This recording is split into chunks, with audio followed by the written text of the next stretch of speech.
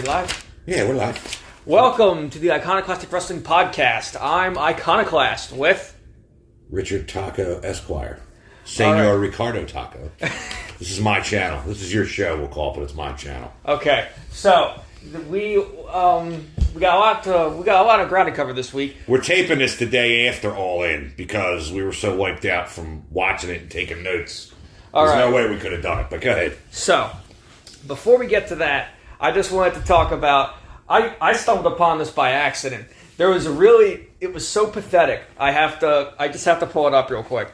The NWA's 75th anniversary show with... Pathetic? Is that what you said? Yes, it's pathetic. Why was it pathetic? They have some good people there. Oh, okay. Well, here are some of the matches. Colby Carino, the son of Steve Carino. Oh, yeah. I seen him. Versus Kerry Morton from the... Is that Ricky Morton's daughter?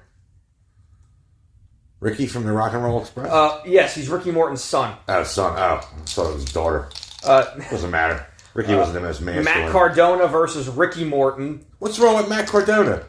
I'm talking about him wrestling Ricky Morton. He looks like a grandma. Billy Corgan has a love affair with the Rock and Roll Express that no one understands, including me. What was the Rock and Roll Express not good? No, they were good like 40 fucking years ago. Did you see? Robert Gibson, first of all, is one of the ugliest men you'll ever see. He looks like fucking Joe Flaherty from SCTV. Kevin came up with that. I'm not going to say I stole that. He said that 3 years ago. He always called him Joe Flaherty. Didn't know his real name. Called him Joe Flaherty. The guy from Happy Gilmore. Jackass! That guy. But anyway. Yeah, I don't understand it. Like, they keep having him come back. When Kevin sent me a picture of NWA Power, and it was Damian Sandow. I didn't know his new name. Holding, like, the old U.S. belt. And those two fucks on the side of him. And Sean Mooney back there. I was like, holy shit. But anyway, go ahead with the card, because we got to get to the big show here. And then we got... let's see. Colby Carino then wrestled again the next night. Short staff, huh? Yeah. Kerry and Matt wrestled again the next night. And then... It's like NAWF. We just put on different hoods. And then, as I'm sure we'll be very happy to finally say, Tyrus lost the title to EC3 with also... I wouldn't care if he lost it to a chafing dish as long as with he lost also the stipulation that since he lost, he had to retire from in-ring competition. He's done? Yes. Somebody call his mama. He's got to go. Wait, no. What was it? What was this music? Somebody call my mama. Brodus Clay. They had a whole bunch of mamas dancing at WrestleMania. I forget what WrestleMania was. I think it was 27 or 28. We almost had a Brodus Clayless, which was his name, Brodus Clay. We almost had a Brodus Clayless. I can't even say it. WrestleMania. And right before the main event where they have the popcorn match, which they call it because you go get your popcorn. Yeah.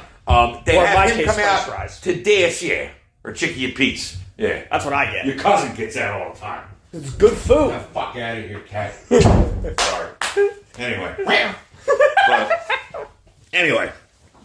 All right, you finished with the NWA 75? Oh, wait, no. You didn't stop telling me You didn't stop telling the story about... Oh, yeah. I did. I said he had about 1,000 of his mamas dancing out there. It was terrible. He was going to come out in the tracksuit. Oh, but and they had all these big... It looked like Medea. It was like 50 of them.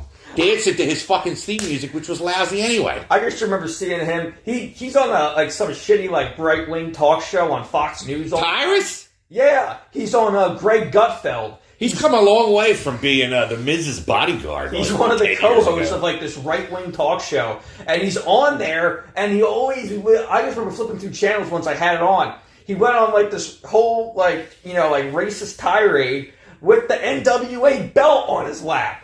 How is Billy Corgan okay with that? The Doe Gloam belt. Who is it? Nobody. It's somebody running upstairs. Oh, okay. God, my house is tiny. Okay, well, anyway, let's get to tiny. Let's get to all in.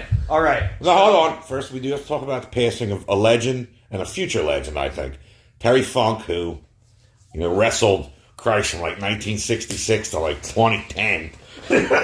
He actually had blonde hair when he started. I've seen pictures of it. Really? Yeah, he wrestled. He was 79. He had dementia. He was in a nursing home for a while. So he got hit a lot in the head, so... Middle-aged and crazy, JR used to call him. And the unfortunate passing of Bray Wyatt. I mean, that was... What? It's unfortunate. It's very sad and unfortunate. Oh, here we fucking go. Go ahead. He was a good character. Yeah. But he wasn't that good of a wrestler. But what does that matter? He fucking died. Like I said to you last night on the phone, if the postman was a shitty postman up the street, or I didn't agree with how he delivered the mail, if he had 3 kids, I still want him to fucking die.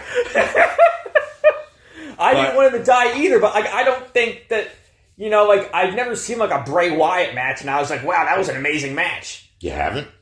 Have you? The Firefly Funhouse match, kind of like that, and the Mountain Dew Pitch Black match. Anytime they put a fucking sponsor on it, like I could go back to when in WCW under Jim Herd in like 1990, they got, you would actually see it, I think. Was this the RoboCop thing? No. The kangaroo endorsement. Ruse, these shoes, sneakers. They actually had Luger and Flair wearing these fucking sneakers in the ring. It was the worst thing I ever saw. What's wrong with wearing sneakers? The Young Bucks wear sneakers. Like I said. Anyway, moving on. I feel very bad that he died. He had 3 little kids, and JoJo, the ring announcer, was his girlfriend. I felt very, very bad for that. Yes. He comes from a long... I always liked him, though. He reminded me of his uncle more than his father. He reminded me of Barry Windham, the way he moved in the ring. I know that he was... Barry Windham, top 5 greatest workers all time. I've never seen Barry Windham wrestle. Oh, you are missing out. But anyway, you want to get... Well, but... Yeah, let's just go to All In. I was hoping to cover the NJPW Impact show, because did you read that Will Ospreay is going to be at Bound for Glory? I read that earlier today. Yo, what? Yeah, fucking traitor. When's Bound for Glory? I think this month coming up, September. That's like their WrestleMania. Shitzelmania. You can call it. No, well, because I don't know if they still do the Bound for Glory tournament. I don't know. Well, nobody knows because nobody watches it. You're the only one that watches it. You're like... Well, I don't watch it. I just read about it sometimes. No, because it's awful. Like, I watched that on Roku. You get the TNA channel for free, or Impact. Well, because I'm getting that. You saw it. I had it on here. No, because I get it through YouTube TV. Oh.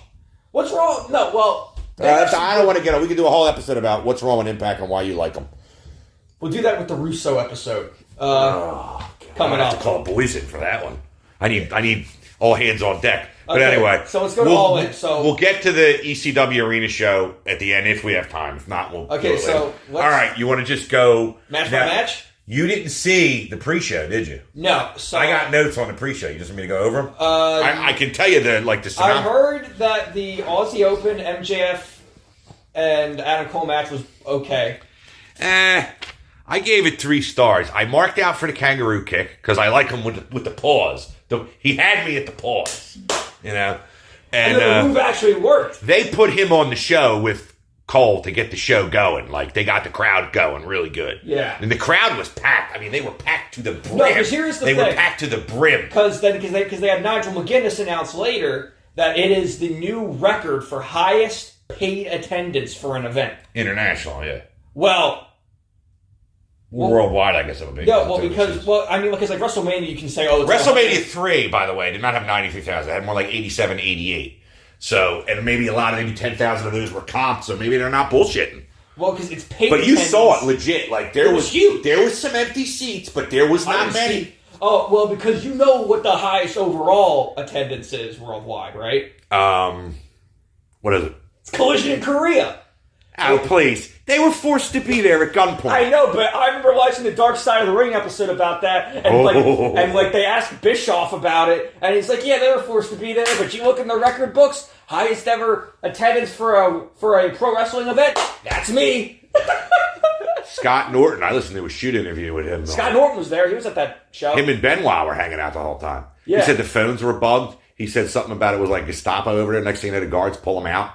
And they're like, what'd you say about North Korea? I know, because his wife didn't know where he was. No one knew where they were. I love that story. He said when they landed, there was no vegetation. It was like all concrete. He goes, they had concentration camps at like every corner of the map. No, the best is when you see the stories about Too Cold Scorpio, and I forget if it was Hawk or Animal were there. It was only one of the Road Warriors went. But there was something where Hawk or Animal ran out of steroids, so he was pissed off the whole time. Oh, I don't know. He got into a fight with Too Cold Scorpio. We are digressing here. Okay. We really are, because we don't do transitional material. We just jump around. But anyway, Scorpio almost killed him. Scorpio was a legit MFer, dude. Okay, so anyway. All right. So what did you think of the Jungle Boy Hook match? Hold on. I want to finish with I gave that 3 stars, like I said. Yeah. I gave it 3 stars begrudgingly. It was not a good match. They showed Mercedes Moné in the crowd, which she had tweeted that she was in London already. So if she was going to show up to like wrestle, it would have sucked because she blew it. But anyway. All right. I get to the Hook. I get to the Hook versus Jack Perry now. And I don't believe Hook weighs 201 pounds. If he does, then I'm a size 3. Perry, they said 190 more like it. Neither one of these guys, they look so small to wrestle. Hook is a badass. He had an undefeated streak before Jack Perry cheated to beat him the first time. He was like 35-0. Yeah. But they're going to book him to be unstoppable like his father was. The suplex on the roof of the car, which actually was a brainbuster, which I said it was before they even called it. And that was really good on the roof of the car. Then he did the Rolling Thunder. I really liked that. He was like pissing on all the ECW guys. And then he made the Real Glass comment. And I even have it right here. I wrote it down. Real Glass comment, Arrow, Punk. I knew it. Well, then, Yeah, we could talk about that at the end of the match because we'll just walk them back then. Well, I mean, there was a nice, good Hangman DDT off the barricade, and he was going to do the coast to coast. He had the fucking trash can up, and he went like this, and everybody started cheering, and then he got down, and he just jumped. This is the fly. Oh. He jumped down, and then he gave everybody the finger. Who, Jack Perry? Yeah. And Hook needs to just start hitting people for real. Because his fake punches, he doesn't look like he could crack an egg. I mean, really. He's barely older than me, okay? He's like 23 or 24. But then Hook wins by submission. This was a good old-fashioned grudge match with a title on the line that left me cold. 1 star. Oh, you gave it 1 star? 1 star. Lucky they got that. Now we get to the regular. Now, as everyone knows now, as he walked back in the curtain, from what I'm hearing now is Punk said something to him. And said, I heard your comment or something. No, you want to do something about it, is what he said. That's not what I heard. I heard that... Where'd you hear it? Oh, I forget. Oh. No. Where'd you hear it? Where'd you hear it? Just say it. I forget. If I say Meltzer, what are you going to do? I'm going to disqualify you immediately. Anyway. Well... We don't know what happened, but there was an altercation in the back. I don't know. I don't know. Jack Perry does not have the clout to be trying to go up against CM Punk. No! Not nowhere near it. Your mother said it best. She's like, yeah, he's CM Punk. And I was like, he's obviously the booker of the Saturday Night Show, which is doing well. And you're jerk off Jack Perry. I mean... Jack off Perry. That's Jack off Perry. He doesn't even have real entrance music. Did you notice that? No, and he did the JBL with the limo and shit, and he's just a fucking asshole. Okay, so let's. All right, and Punk and Joe to open. There we go. What? I loved it when he came out. He wore the old ROH jacket. I like that. You saw this match, right? We're getting. Of course, I did. The only thing that would have been better is if he came out to my Sarah Quintero. But when he came out to MJF, that was really good. They're gonna get them back together at some point. Well, they have to. They know that there's big money there, sure. so they're letting it marinate. Yeah, it's like there's a big circle, right? And they're both here, and they got to go around. Eventually they have to meet. Well, because MJF is the guy. Right because Punk is saying he's the real world champion. Yeah, I know that's something that you can do over and over. That kind of thing. Like I said, Flair in '91. Taking the belt and going to WWF. Ospreay did it too in New Japan. Did he really? Yeah. Brock Lesnar. Inoki Jino. Took the title. Yeah, they sent... Then Angle beat him, and then Nakamura beat him. Yeah, and then they put him back together. But then... he didn't get a very big pop, though, Punk. He got a decent pop, but then I started thinking... There were a lot of boos, too. What's that? He got kind of a mixed reaction. Well, he was the heel going into this, and I did think during the match they were trying to make him sympathetic when he got busted open. And when he kind of fell out of the muscle buster, he didn't jump out. He fell out. His body was jelly. But I was telling Logan when we were watching it, I said, you got to be careful on outdoor shows. Because when you're out there in the ring, you don't hear the crowd like you hear them in a regular arena. Yeah. Because there's a roof. It traps the sound. The sound goes up and out. So it feels different there. Same thing if you I played music outdoors. And you don't hear yourself as well. Yeah. So, but that's what I mean. So maybe I'm misjudging that by that. Well, I mean, some of the crowd noise did sound off at some points, but they had a good old school match, I think. I felt like it was a little bit slow for my taste. Oh yeah, well, Punk was slow, and now we know why. He got in a little bit of a tiff in the back. And Joe's always slow because he's fat. Yeah, Joe's stiff though. Well, to quote Scott Steiner, he's fat asses. Wait, listen. If this gets big, we gotta try getting like celebrity guests on here. We gotta try to get Scott Steiner. Oh my god. Well, I think I could do that. I know Dave Scheer from or I did know him. I don't think I have. We gotta get Scott Steiner and Disco Inferno. I would talk to Scott. I could care less about the Shark Topper. Gifted Glenn Gilberti. And you can just forget about this thing getting big. This is, come on. Oh, come on. This could be like the next Busted Open Radio. Yeah, I don't even like Busted Open Radio. I don't either. It's a bunch of guys with brain damage. But anyway, back suplex, and he was like holding on to the headlock and everything in the back suplex. Good. Punk sells well too, which makes the match good. So. Yeah, he also did.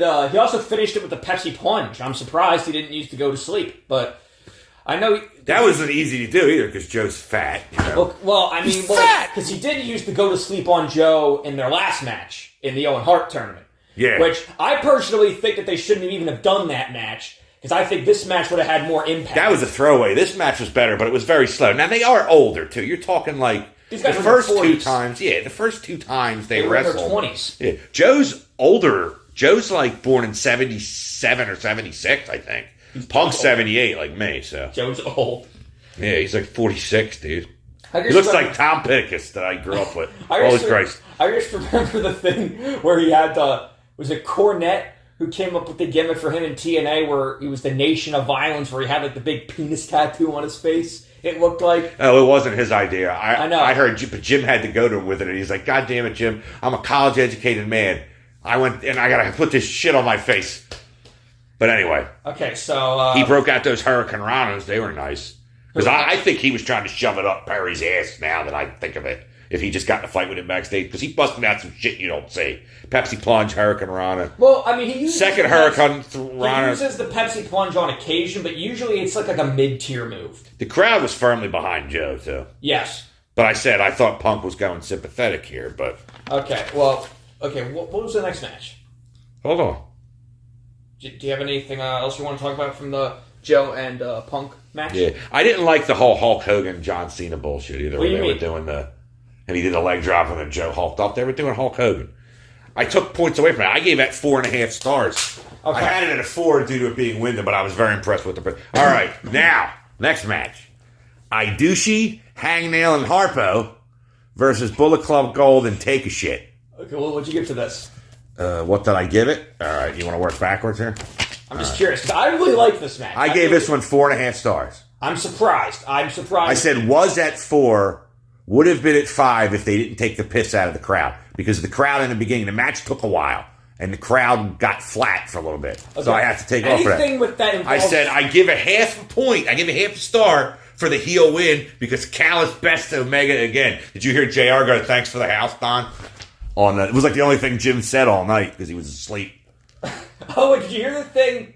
Oh, wait, no. That's later. That wasn't until the Young Bucks match, so I'll talk about when we get to that. I do love Jay White and Don Callis. Jay White is in, some of the best shape I've ever seen for a wrestler. Yeah. I do like, I like Hangman a little bit now, because I said he has no personality whatsoever. Yes, he does! But he's a hell of an athlete. I'm just going to give it. You watch his promos. Watch his stuff. I can't even listen to him, dude. Why? He doesn't look like a drunk cowboy that would kick my ass. He does. He looks like that guy in that beer commercial getting his Pelican shirt out of the closet. He's had a lot of good matches. He had a really good match with Moxley back in March. Oh, you said 2 of the cardinal sins on the show. Good match and Moxley in the same set. Okay, we'll talk about Moxley. Ibushi looked in better shape, too. Yes, he did. He didn't look as doughy. Again, this is only his second match in, 2 years. On had the biggest pop, too. Well, because Kenny was the best wrestler there. Yeah. And people like Kenny. Well, for good reason. He's the best. He's on my Mount Rushmore of wrestlers. Christ. Him, Danielson, Ospreay, and Angle. Yeah, but your whole knowledge of it only spans you're watching stuff now, but I don't know. I think you gotta like when you send me stuff, it's like 4 out of the 5 top guys of all time are in AEW. Just can't be doing that. No, you got Danielson, who was ROH and AEW. Yeah. Omega. Okay, never. Ibushi and Omega are very good together, and you can tell that Paige and Omega used to team together too. Well, again, because Ibushi and Omega were teams for years. They were years together. They were a tag team, and because I saw something that at All Out, there's probably going to be a singles match between Omega and Takeshita. I also love the thing when Don Callis came out, where he had like the painting, where it was him and Takeshita. I promise, Will Ospreay, your head on a platter. He might be the best heel of all time. Oh, stop it! You're doing it again. Why? Who do you think's the best heel man? The best heel man? Bobby Heenan. Yeah, there's no other answer. It's like, who's the best third baseman of all time? Who? Mike Schmidt. I should stab you. I don't watch sports. You should know that enough from the family being from Philly. You don't like penis head Don Callis? No, I do. I always did. I liked him as Cyrus in ECW because he got on my nerves. That was the point.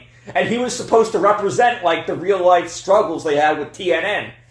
I told you, there was the thing that they did in TNA where they had dueling authority figures, where he represented the NWA and Eric Watts was the head of TNA. Eric Watts. Stop.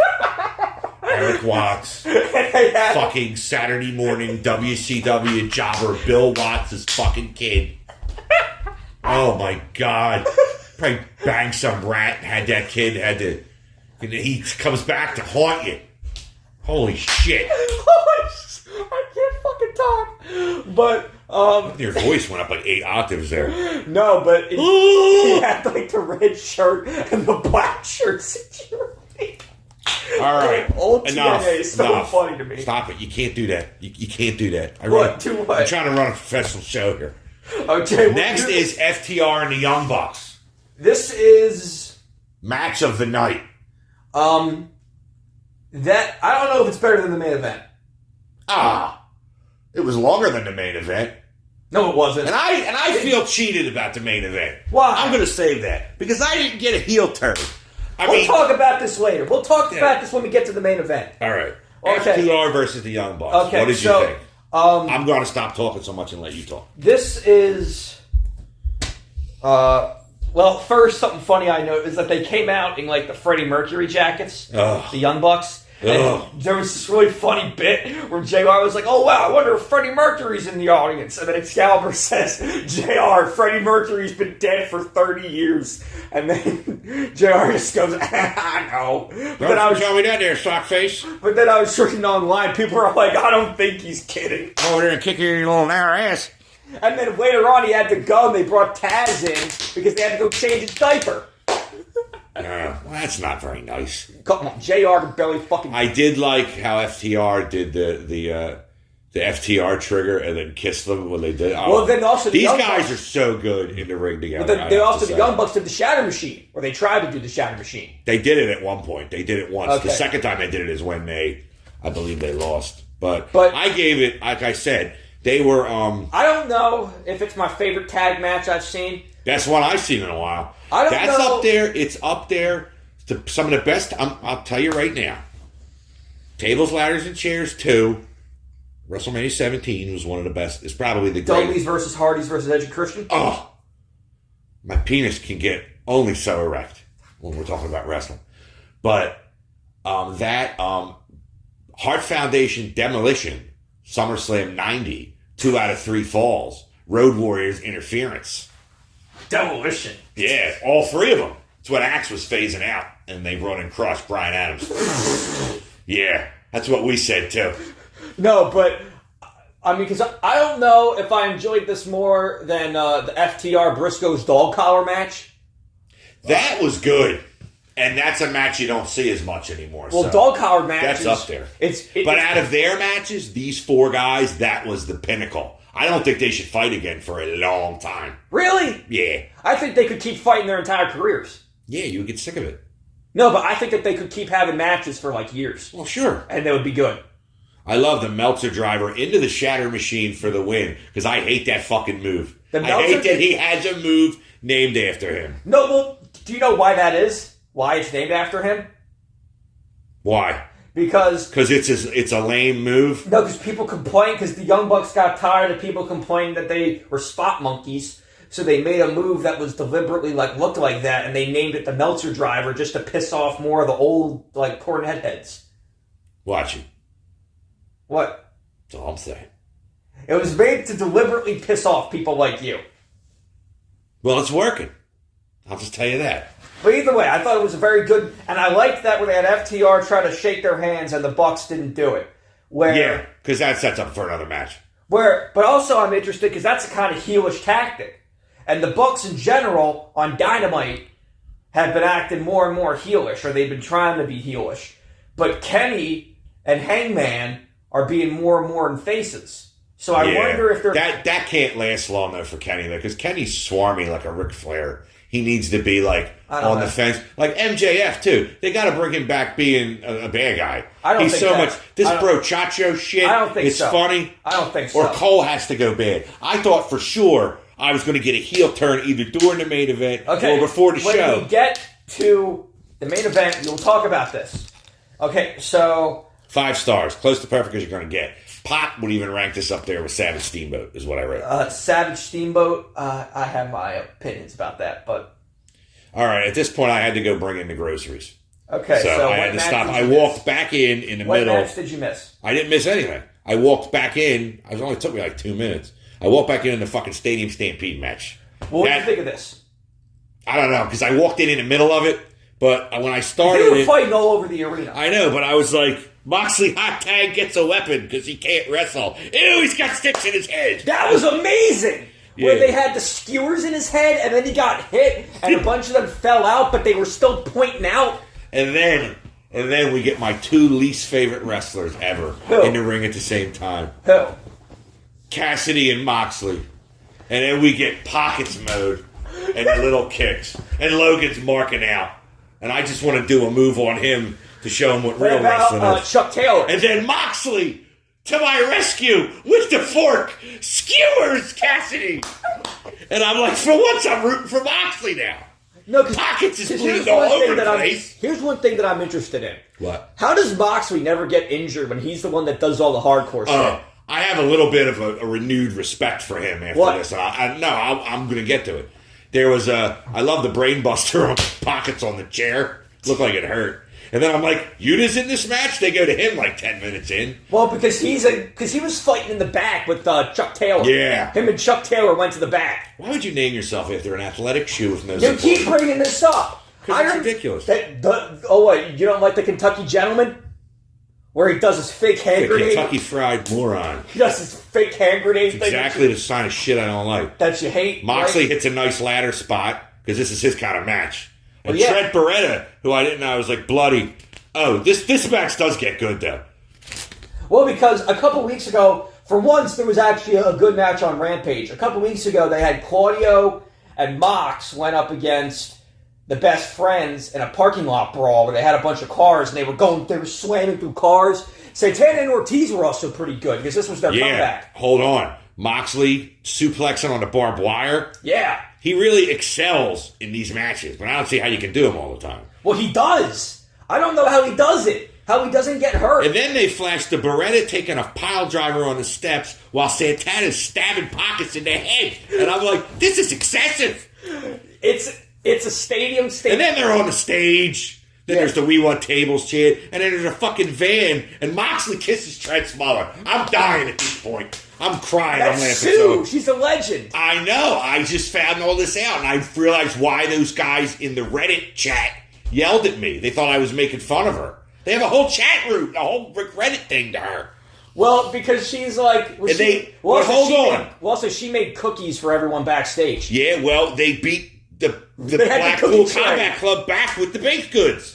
Yes. And then the whole Penta Osoro shit. What? The magic that turned him into the other one. I thought that was funny. Nah. No, because do you know what it reminded me of? It reminded me of like the Mick Foley thing where it was the Royal Rumble, where he was Mankind, and then he was Cactus Jack, and then he was Dude Love. Yeah, it wasn't like that. It wasn't like that at all. I just thought it was stupid. Where it was he was Penta Zero Miedo, and then he went and changed. He was Penta Obscuro. That's like you doing that doesn't make the idea any better. That's like his heel persona. Yeah, it's great. He went backstage, changed masks. He made me go want to change the channel. But anyway. You don't like Mexican wrestling. Thank God Santana came and broke up the chicanery. The chicanery. Yeah, we got to see the Puerto Then Cassidy gets to play Jean-Claude Van Damme with the Taipei fists. And then here comes Eddie Kingston to the rescue. Eddie with the fat fuck back fist. And Cassidy with the not so Superman punch, I call it. 3 3/4 stars. It's called the Orange Punch. Yeah, couldn't break Jello. 3 3/4 stars. Really? I thought that loses points automatically for having Moxley in it. But you always talk shit. Hold on, I'm not done. But he shines in this environment. But there's a lot of shit going on, and too many people were added in just this week. It's hard to get invested. Story can't be fleshed out. P.S. I hate Chuck Taylor. I actually wrote that down in my notes. I hate P.S. I hate Chuck. What's his real name? I have to look that up right now. I don't know. Because I'm very curious. Dick Buffman. No. Chuck Steak, Biff Webster. No, because I'm curious. All right, go look that up because I got to take a little break here because I'm about to talk about the women's match. All right, no, Chuck Taylor. Okay, because even I did not like that, and I love women's wrestling, as you know, like most people do. Wait, it was not good. It was not good. I'll let you talk about that first. His real name's Dustin Lee Howard. I don't know what's worse, but why would you name yourself after a shoe? Why would you name yourself Air Jordan? Doesn't he get sued by Converse? Okay, so all right, it's Sheeta, Britt Baker, Saran Wrap, and Tony Storm, women's title. It was this. I knew this was going to be hard for me because I don't really like women's wrestling. Now, Saraya, hold on. I got lots of comments about Saraya and those people that were with her. It's her family. Oh, I know. I'm well aware. But holy God. They look like they were the women. Hold on. She came out to Queen, which I thought was cool because she's the hometown girl. Crowd starts singing. Then she brings her scumbag family out with her. Love, who was the redheaded bag with the tattoo on her tit? That's her mom. Oh, God. They both look like they belong giving hand jobs behind the St. Augustine Stuckies. Disgusting. What's the same? Like you're on a world stage, you know? Look like you give a shit. What's the same? Calm down. But the match was not good. No, because WWE spotlights their women better, but they also have better technical wrestlers over there. No, they do not. Bullshit. They got Charlotte. That's all they need to have. Charlotte looks like a person that can wrestle. She looks like a high school gym teacher. Okay. Oh, if I had her as a high school gym teacher. No, but I remember, Dude, should have seen my high school gym teacher. She was 70. She wore a velvet jumpsuit. It was like a fat old woman Al Sharpton. Anyway. No, so... You talk about this match. So, out of the 4 women in this match... I was taking care of the baby at the same time as I'm taking all these four of these women, at least 3 of these women are great wrestlers. Britt Baker, Toni Storm, and Hikaru Shida. Saraya has only wrestled a little bit. She doesn't do anything. She had a surgically repaired neck. So don't be out there. What? Is it from hitting the headboard all the time with her head? Because I'll never see her as anything else. What? Than a cum sock. God, you can't say that on I here. can say that. I just did. I said it. Looking right at you. But anyway. Oh, what, you're going to call her a ring rat? Dude. What? It's just, but I'm saying, ever since that, and, she never wrestles. Let's put it more on that than, the porn. I mean, she does wrestle. She wrestled at Revolution back in March. I never get to see those whole pay-per-views because they're on Sundays and I got to work the next day. It's bullshit. So, I got school the next day. All right, anyway. But what did you think of this match? Because, I said, it was WWE... way too short. Well... These women did not get enough time to shine. Hikaru Shida and Britt Baker might as well not even have been there. because they didn't get to do anything. They were doing all the work with each other. I gave them each the 2 stars. I said 2 stars, 1 each to Sheeta and Baker. Fuck the rest. That's what I wrote. Well, because like that's not what they were trying to focus on. They were trying to focus on the conflict between Saraya and Toni Storm because they're in the Outcasts together, which they tried doing like a female NWO, where it was her, where it was them and Ruby Soho. People need to stop trying to redo the NWO because they can't do it. Bookers will keep trying to redo the NWO until the eventual heat death of the universe. People are going to keep redoing that angle. But like I said, Saran Wrap wins with not doing much in the ring, and then her scumbag family comes back in the ring. Honestly, the crowd sounded like they wouldn't have given a shit who won. Because I sure didn't give a shit. They're all drunk. Now, it's the double coffin match. I really liked this. Shush. Darby Allin and his pop-up Sting. Versus, and I actually have it, AR Fox with a line through it. Christian and Swerve. Because they cut him out last week. I know, it sucks that he didn't come, because there was more in the story with him. See? I was right. Yeah. Big deal. I don't know, maybe there was Broken clock's right twice a day. Maybe there was some kind of like last minute complication. The crowd was hot for Swerve, and then you get the Joker Sting. And then the Metallica. I was like, holy shit. What was that song called? I was trying to Search and Destroy. It's from Ride the Lightning. Okay. And then I wrote I Hate Shivani because he goes, it's Sting! And I'm like, oh, fucking... That's what he always does when Sting comes out. You have to admit, he looked right at me at that show when I had that sign that said, hating you since 1986. And I was like, I hate you! No. You fucker! Joker Sting is so good. Oh, it is. He's good. It's showtime. No, because have you seen... like, what it was like when he first introduced that gimmick in TNA? Sure I did. I was actually watching TNA. Where Hulk Hogan drove him insane, and there was a thing where he trapped Eric Bischoff in his office with like a falcon or a crow or some bird. He put it in Eric Bischoff's office. Oh, the Luchasaurus.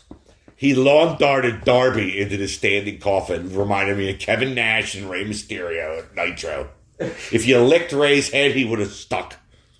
Then Nick Wayne interferes and he gets fucked up. That kid's younger than me. Did you know that? That kid's 18 years old and he's performing in front of 90,000 people. And that stiff coffin bump that Darby took when he missed. Ooh.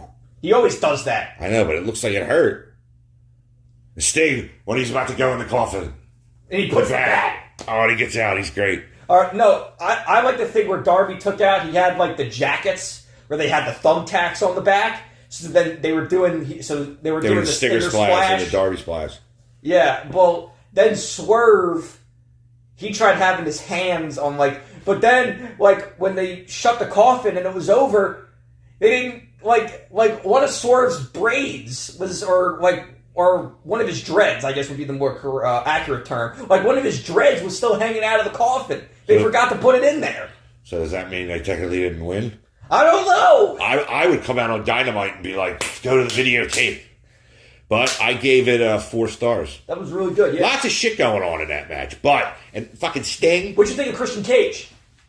He was good to have in that match. But Sting is Social Security age, and he is more hardcore than he was 35 years ago. Well, actually, I was reading something. This is the biggest stage he ever performed in front of in his entire career. I think you're right. Because he went to WrestleMania, because in WCW, they never did a show like this. But then, obviously TNA didn't. Because Christian Cage, I know you always make fun of him, call him John Denver, but you have to admit, he's in very good shape. He is. But he just looks like Mr. Sunshine on my goddamn shoulders. Again, I was waiting for the match. I was watching, hoping Edge was going to show up.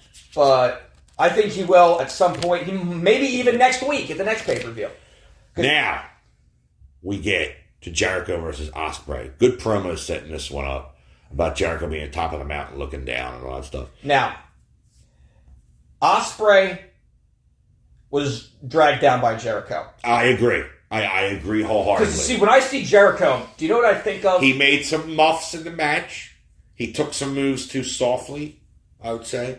Because, I actually wrote that in here. He doesn't sell well to begin with. Jericho? Never has. Never has. And he can't sing either with that, oh, he was doing that Freddie Mercury shit. Like that meme, oh.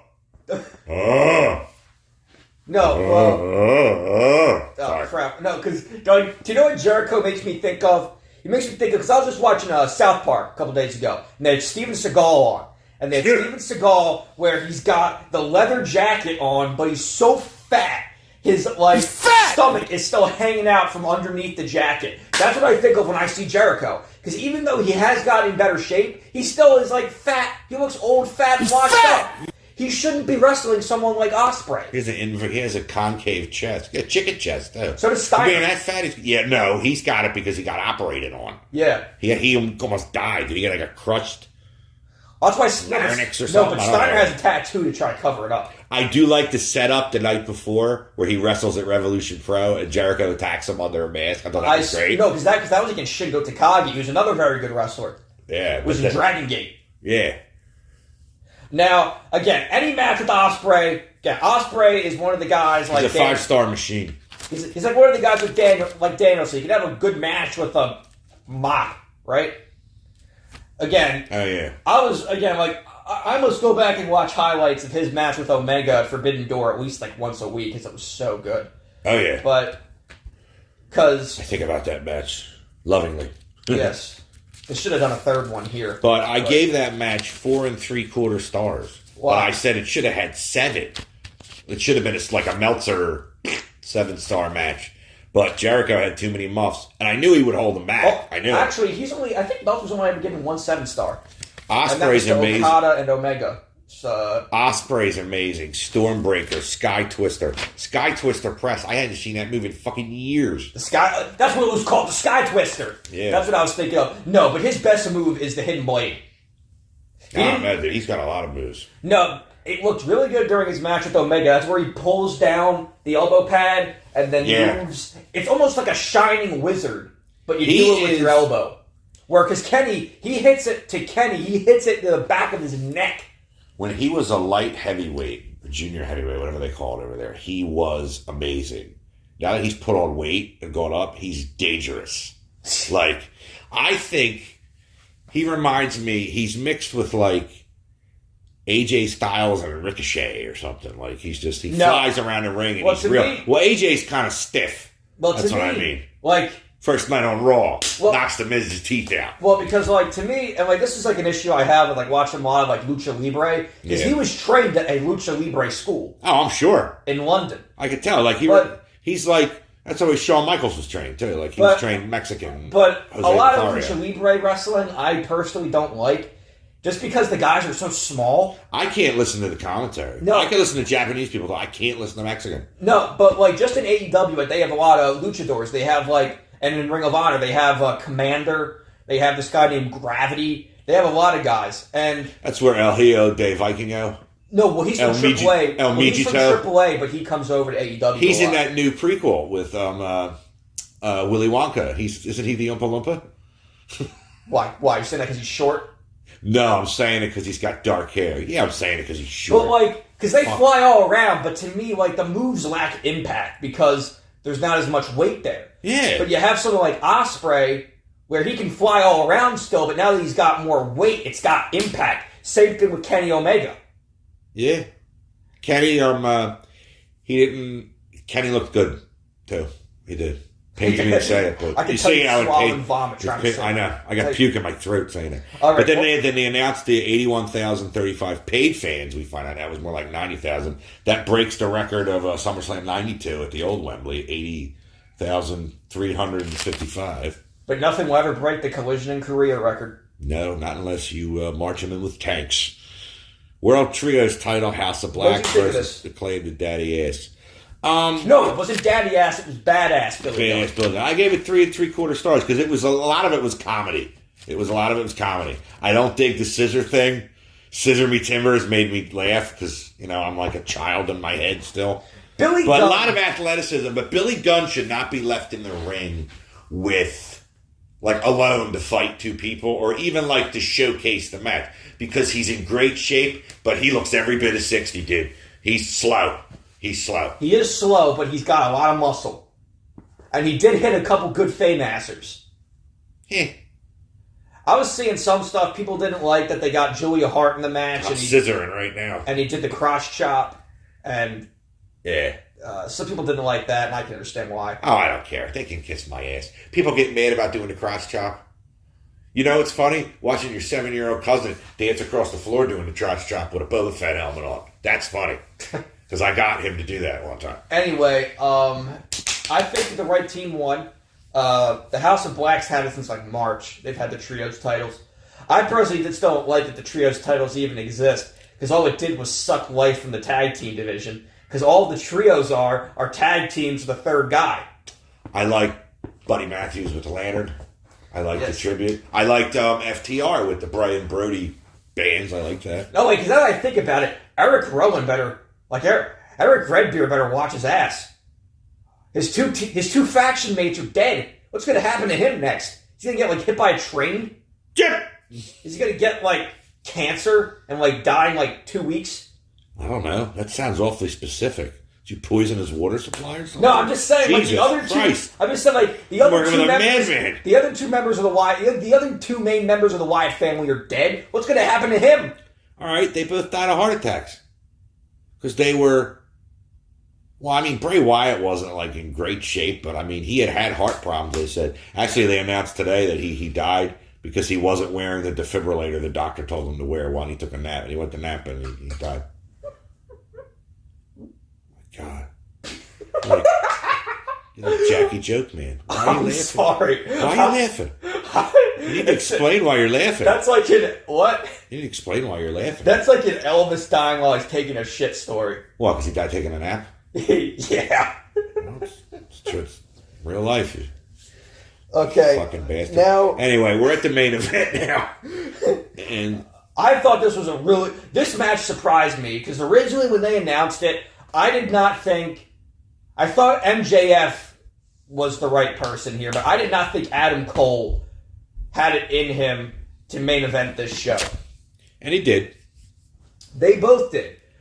MJF's entrance on the throne was fucking good. Yeah, well, he always does that now. Well, I haven't. I don't watch all the pay-per-views. I get them the next day off of that site, and then I watch them. Yeah, because you don't pay for shit. We don't need to talk about that. We don't need to talk about that. Okay, well... Had some signal interruption last night. Well, but I found a good stream. They had a lot of good hard-hitting offense, a lot of good storytelling with their friendship and it breaking apart, or is it going to stay apart? Is it going to break apart? Roderick Strong coming out with his neck brace, which I'm not sure if that's real or not. I still can't find that out. Then they had to have Matt. Then they had to have the two at the very end. They had to have those two scrubs come out, Matt Taven and Mike Bennett. But yeah. I don't even understand why they got to be here. I don't know either. They never did anything. They didn't do anything for me. I thought you liked them when they were the Kingdom. Yeah, it was a fleeting interest I had in them. But they were the Matt Hardy. It was when I realized I could order Ring of Honor pay-per-views on Comcast, and they were like $24.99. I was like, that seems like a bargain. I used to get... They were with Adam Cole and Matt Hardy when they were paying Matt Hardy $25,000 per appearance. Yes, they were. Back then, that's why AJ Styles was doing the whole New Japan Indies thing for so long, because they would pay for your travel and stuff like that. I think WWE, you got to go book it all yourself and everything. Like, well, because ever since Ring of Honor, like when Phil and I went to that show in 2015, Ring of Honor was the shit, dude, right then. Well, now they were like number 2. Well, a lot of guys in AEW are former Ring of Honor. That was the thing in general with like PWG and NWA Power even, and actually no, that was never that. PWG, good. Ring of Honor, like a lot of guys in PWG went to Ring of Honor. The Bucks, Kevin Owens. Well, most of the guys that were in PWG weren't in Ring of Honor. Yeah, that's what I said. There's a lot of overlaps. They did with New Japan. Yeah, they always did War of the Worlds and stuff. Because Ospreay, he had a match. That's one 5-star match that I had not seen, which was it's Ricochet, Ospreay, and I forget who the third guy is, versus the Bucks, and I forget if it's with Adam Cole or Kenny is the third guy. But that's supposed to be a really good match. Anyway, again, a lot of really good storytelling with their friendship breaking apart, because they've been doing a really good thing the whole summer of building up with because they're both very funny. I know you don't like comedy in wrestling, but I do. I don't like it that much. I did give this main event 5 stars. And it was kind of begrudgingly, but because it started slow. But they got to do, like, I don't know if it's the final act, but it's the main act of this story now. Well, they got to do the finish was really good. because their first match ended where it ended on the time limit draw. The back and forth stuff about if they were going to cheat or not was good. It doesn't have to be all about the moves and stuff. But then the stuff with Adam Cole, where he said 5 more minutes, he did that in their first match. Yeah. MJF said no, and he walked away. Yeah. Here he said, we're going to do it until we have a winner. But then they have this thing at the end where there was no heel turn, which I know you don't Why like. do they just get to decide that, too? Like, how come Tony doesn't come out and be like, whoa, whoa, whoa, whoa, whoa, whoa. I make the decisions around here. Like, I never liked wrestlers booking their own angles on the fly. Like, change your match. You know, I'm like, you can't do that. Well, that's what they just said. Tony Khan has just now made it official. Is that what they said? I lost the stream for a minute. They always say something like that. But anyway, I've just been informed by President Jack Tunney that this match will continue. Well, because they did the same thing with, my favorite match of all time, MJF versus Danielson back in March, where MJF tapped out 1 second after the clock reached 60. But anyway. Yeah, like I said, it started slow. Every match does. Not necessarily. You don't want guys hitting all the top, all the big spots right from the start. Yeah, they have to drag this out a little more and keep this going. What, the storyline? Yeah. I thought you said you wanted a heel turn. I did, but you're eventually going to get it. You're eventually going to get it. I'm always going to be right. It was like CM Punk coming back. Because that's the thing. It's it's making them a lot of money. So as long as it doesn't feel like they're jumping the shark, I think it's okay that they draw it out. Jump the shark. As long as it doesn't turn into the Usos crap that WWE's doing. Do you know where the term jump the shark comes from? It's from the Happy Days. Yeah, when Fonzie jumped the shark in the episode. Yeah. They always talk about that because it was done for ratings. It was a shitty episode. Nobody ever talks about that. At that point where Fonzie had to be jumping sharks on fucking Happy Days, when they're went from people hanging out eating burgers in Milwaukee. I mean, what the fuck? It's the same thing. Why is he jumping shark? Where are they jumping? In Lake fucking Michigan? They're in Wisconsin. What's the same? You gotta put up a graphic of that right here. Oh, well, of course I will. Roll the clip. Sunday, Monday, happy. No. But anyway, the whole event I gave 4 3/4 stars. I don't know if it's their best pay-per-view. Great show, top to bottom. Yes. I saw stuff that this is going to be an inflection point in the history of pro wrestling. Because this is the first time where they've ever put on a show that's had more attendance than WrestleMania. Yeah. I mean, it was good. So the British fans, though, I think respect the kind of wrestling they're doing. Because not everybody in America likes that. It's how soccer is popular all over the world, except in America. Yeah. AEW is an acquired taste. But these guys, they perform. These guys perform at a high level when the cameras are on. I mean, they really I thought that, again, I don't know what their best pay-per-view is. It's between this, Forbidden Door back in this previous June, Forbidden Door 2023, and Revolution 2023. Forbidden Door 2023 is very good. Just Omega and Ospreay. Except the only thing I say about that pay-per-view is you should just throw the IWGP title in the trash if you're going to be defending it against people like Jack Barry. I do agree that was stupid, but you really thought he was going to beat that guy? That guy looked like a fucking Japanese trained cage fighter. He was going to kill. He killed him. I know they should have had I don't know who would have been a better matchup, but my major points were Ospreay has no peers when it comes to ring. Oh no, he does. He does. Jericho can't sell, and MJF is over for good or bad. Anyway, this goes. We all win as fans. I mean, oh no, I think Jericho needs to retire. Yeah, he needs to retire before Sting or Billy Gunn retires. Because at least Sting and Billy Gunn still can be entertaining in the ring, but Jericho cannot be. Or at least they need to have him do what Sting does, where he only does multi-man matches. Yeah, Sting's in phenomenal shape though for his age, dude. No, so is Billy Gunn, like I said. Sting only does multi-man matches. He's never done a singles match. Yeah, he can't. Well, he probably doesn't want to. I'm not saying he can't. Well, it's like what New Japan does, where they have all the old guys. They have Kojima, Tenzan, Yuji Nagata, Tiger Mask, should be Tanahashi, where they have all the old guys that ends up being the guy that takes the pin in the multi-man matches. I love when you describe stuff. You're like, and a guy that binds up the guy and the guy's match, and like, you know, you're gonna give me names here. Not that I'm gonna understand. Tiger Mask? I said Tiger Mask. Oh, okay. Tiger Mask 4. Ooh. Yuji Nagata, who didn't he wrestle when he was like when you were little? No, I was in high school. He wrestled on WCW. Yuji. Get your phone out and give me the results of the 2300 show because we got some time left. Oh, what? The one that just happened? Yeah, because we were talking about it. It was the last time we recorded. I told you about it. It was already going on. I know, but we wait. didn't know who won. New Zealand Dojo. Oh. We've lost them. Oh, no, this is... Well, I just went to the New Japan website to find it, and they're opening up a third dojo. Yeah. They're opening up one in New Zealand. So now there's going to be one in Japan, one in LA, and one in New Zealand. And the one I think in New Zealand is being run by Bad Luck Fale. Okay, Multiverse United 2. Took place on August 20th, 2023.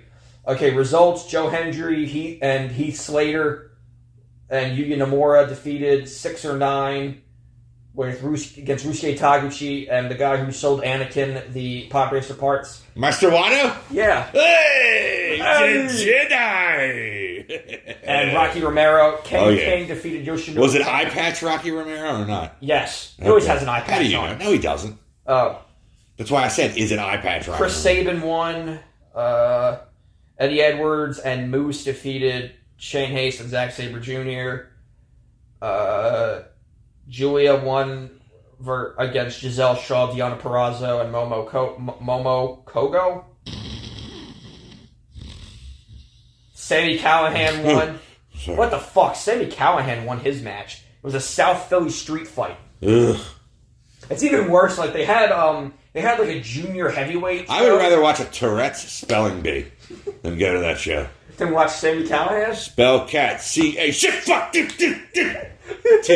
Thank you. It was like the one I remember. It's my Goldust impression for people with Tourette's. I am the undercover brother. How does he say it?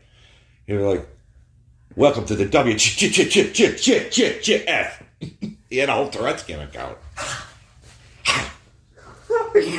The best is when he was gold Darth Maul Goldust, when he's painting his face like Darth Maul.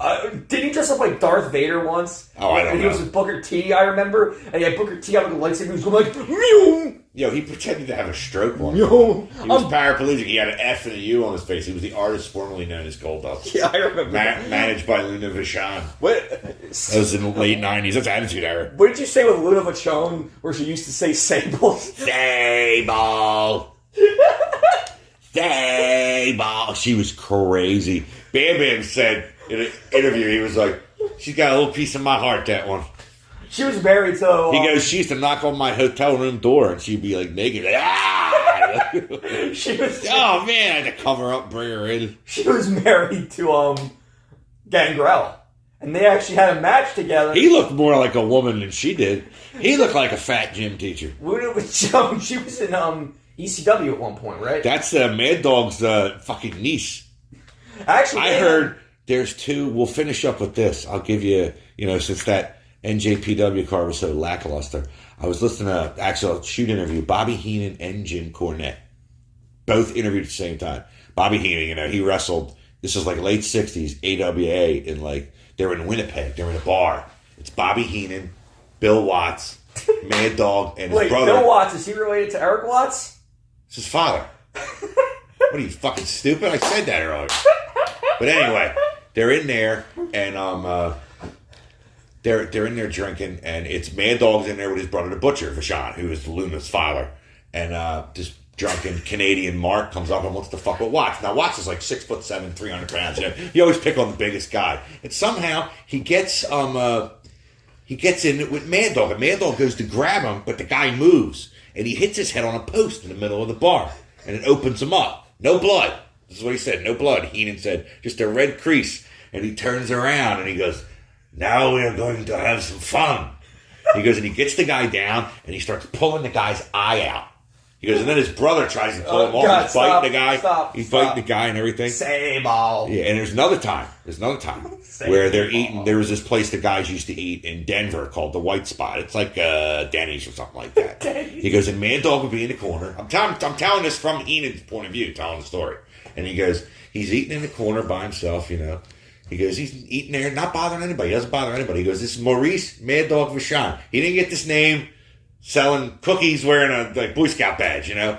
And the guy comes and sits down at the table and says, hey, can I talk to you? He points at the guy with the fork and says, you're about to make the biggest mistake of your life. And he wipes off the fork and he points it at the guy. So the guy leaves and he goes around and looks across the street. The guy's got like 4 friends out there with him. So he calls his brother Paul. They're at the Riviera Hotel. He goes, Paul, come down to the White Spot. We're going to have some fun. So he walks across the street to the 4 guys and they go, do you have a light? He goes, oh, let me check. Bam, bam. Why did he beat these guys up? Because he's crazy. This guy was an Olympic wrestler too in the late 40s. Like he was in the Olympics. He picks up the one guy and he wants to run with him to throw him through a plate glass window. But he trips. So now he's pissed off and he kicks the guy so hard he breaks the toes off his wingtip shoes. You know how fucking hard it is to break a wingtip shoe? He goes, Paul comes up in a cab, looks like Beirut out there. Bet that baseball player, believe. I don't know. Whenever I think of Luna Vachon, I just think of when she and Gangrel had a match against each other in World Wrestling All-Stars. Oh, well, on that note, how can you follow up shit like that? All right, that ends this week's episode of the Iconoclastic Wrestling Podcast. Good night, everybody. Get your hand off my penis!